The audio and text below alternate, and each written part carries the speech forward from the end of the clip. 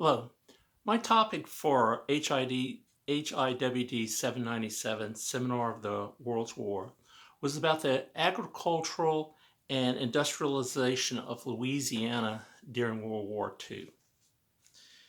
The examination of the historical record shows that there's not very much written specifically about Louisiana. There is a great deal written about American production during this time, all of it positive. The historians attributed the rapid growth in industrialization and war material output to different causes, but it's almost universal that it was an important part in winning the war. Like anything with Louisiana history, if you want to find out more about what was going on in Louisiana during a specific time, Louisiana Historical Association and its journal is the best source for that sort of thing. The question I was trying to answer is, how did a mainly agricultural state like Louisiana, with very little industrialization, especially outside of the New Orleans area, grow so rapidly into an industrial powerhouse, putting out war materials during this period?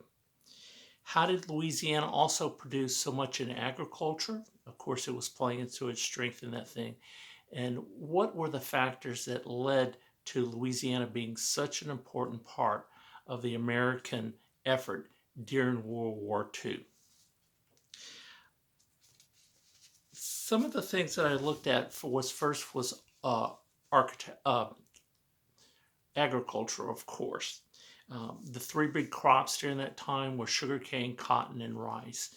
And there was certainly a lot of increase in those. The federal government was certainly pushing for all of the states to increase its agricultural output to meet the demand, not only for the soldiers, but for the home front and for our allies as well. One of the things I found that there was some mechanization during this period. Some of the harvesters in the sugarcane field were developed this part to help with the lack of agricultural workers. So many of the men were away for the war. Also, a lot of agricultural workers were pulled away to the good paying jobs in the defense industry around the state. In addition to agriculture, there was also the state began to produce more things like chemicals and other raw materials for the war effort. The big standouts in this area, of course, was Standard Oil.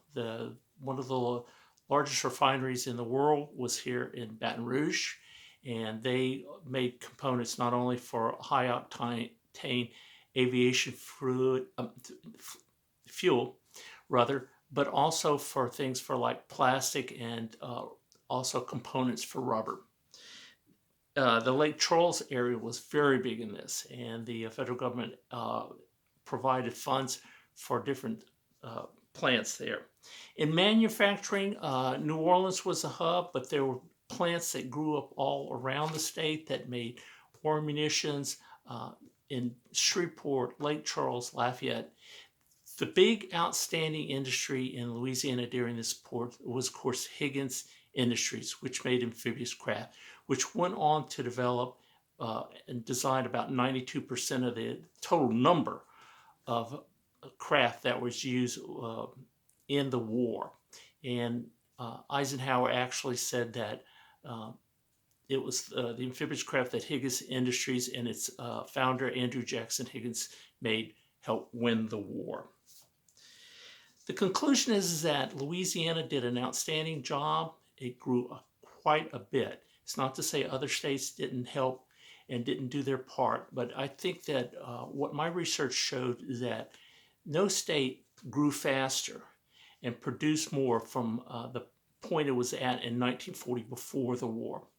And Louisiana was intimately involved in the preparations in the Louisiana maneuvers into its industrialization, into its increased output in the war.